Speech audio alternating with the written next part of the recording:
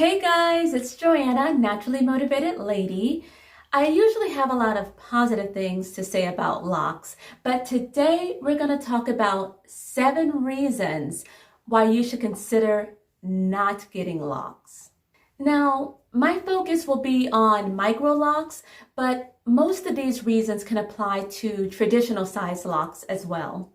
Maybe you're tired of combing and detangling your loose natural hair and you think that locks might be a better option, or perhaps you currently have relaxed hair or you're transitioning from relaxed to natural hair and you think that getting locks would be much easier with hardly any maintenance. So let's talk about this today. And before we get started, go ahead and click that thumbs up button and subscribe. Also, the clock is ticking, so don't miss out on your 60% discount on my book, Life Lessons and Locks. Go ahead and take a second right now and click the link in the description to get your 60% discount.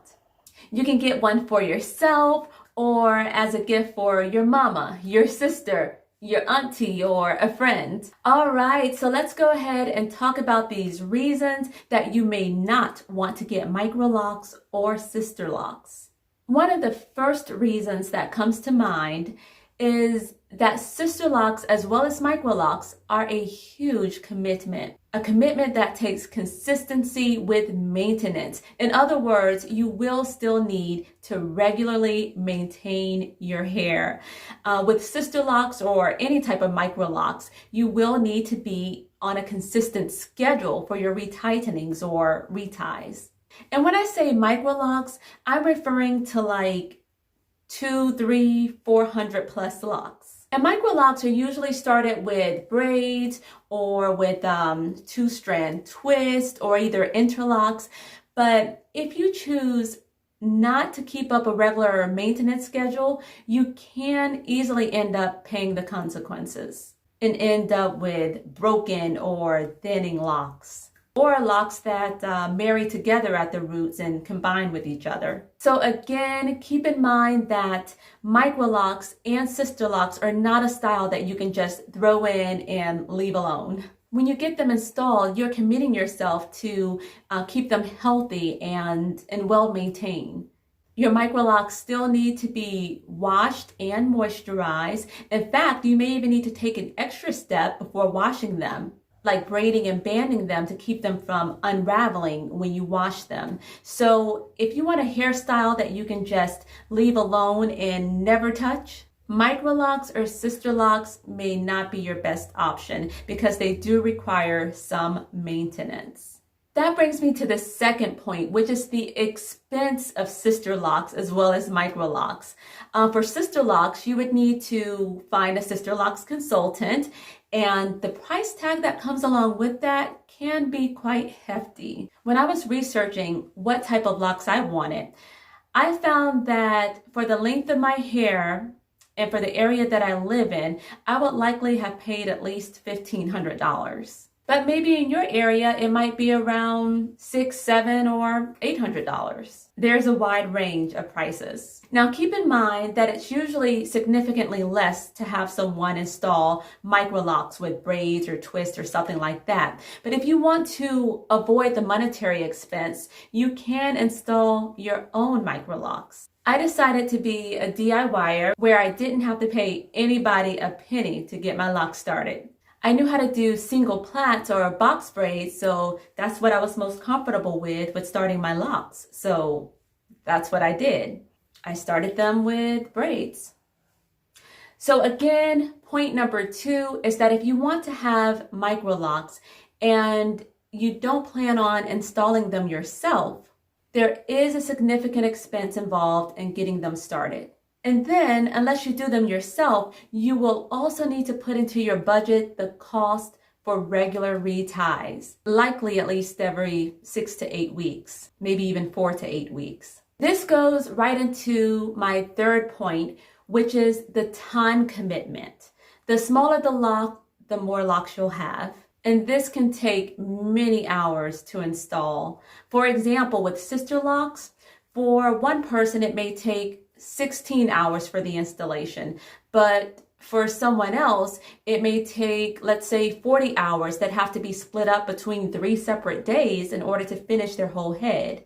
There's a lot of factors like the speed of your loctician and the number of locks that are being installed. But either way, you'll need to set aside a good amount of time for your initial installation. And understand that if you're going to have someone else maintain your locks, you will still need to schedule appointments and sit in someone's chair for a few hours for each one of your retightenings. So for those of you who want 500, 600, 700 locks, definitely consider the amount of time it takes to maintain that many locks, even if you maintain them yourself. Do you have that kind of time in your schedule to be able to maintain your locks? Or will you end up maybe combining some of them because you realize that by the time you got to the back of your head, it's already time to retie the front of your head again? And you know, we're all here to help each other along in our journeys. So comment below something that caught you off guard when you got your locks, or something that others should be aware of before getting their locks installed. So the fourth reason that you may not want to get Microlocs is that you're not ready for the lock journey. What do I mean by that? Locks go through several different stages, from baby locks to the teenage stage on to adult locks. And this can take months or even a couple years while your locks are developing to maturity. And you likely won't be able to use the same products that you used on your loose natural hair, because a lot of those products, especially the creamy thick ones, will leave product buildup in your locks, and that is something we definitely want to avoid.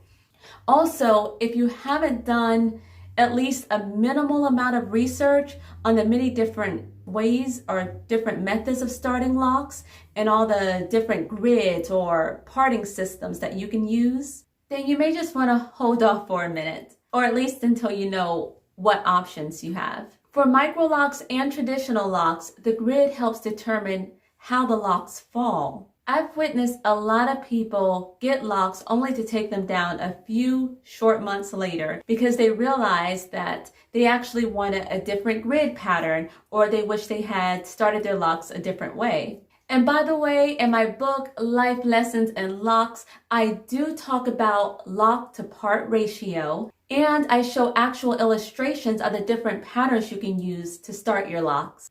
And let me know in the comments if you'd like for me to make a detailed video about the different grid patterns to start locks. So again, prepare yourself for the lock journey from the beginning. Now, the fifth reason you may not want to lock your hair is if you think you're going to get rid of shrinkage. When you lock your natural afro-textured hair, you will experience some shrinkage. Now, the amount of shrinkage might vary depending on your hair texture and the method that you use to start your locks, but they will shrink and condense, so be prepared for that. Reason number 6 goes right along with shrinkage. I'm talking about frizz. Lots and lots of frizz. You will experience frizz to some degree. It's a part of the process and it comes along with the territory. But are you going to still love your hair when it's almost time for a retwist or a retightening, when your edges are all curled up like this? Or when you have a mini afro underneath your locks? If your hair has to be slicked down and frizz-free, then you might want to rethink or reconsider your decision to start locks. And this leads into reason number 7, which is acceptance. Are you ready to accept your hair as it is? Because even though you may have been inspired by someone else's locks to start your own, understand that locks are very unique to each individual. So don't count on your locks looking exactly like someone else's locks. Also, are you okay with your hair being different? Are you okay with people not understanding what locks are, even other Black people? So what I'm saying is that if you feel that you won't be able to accept your hair for what it naturally does, then it may not be the right time for you to start your locks. I'm not saying not to start your locks, but you just want to think about it first. But if you've been watching my videos, you know that personally I love my locks and that the pros by far outweigh any cons. But the 7 reasons that I listed today, they are things that I feel that you should be aware of. These are all reasons that you may want to reconsider getting locks before you just jump right in. Don't forget to rate, comment, and subscribe, and you can click on the link in the description box for your 60% discount. And I will see you in my next video. Bye.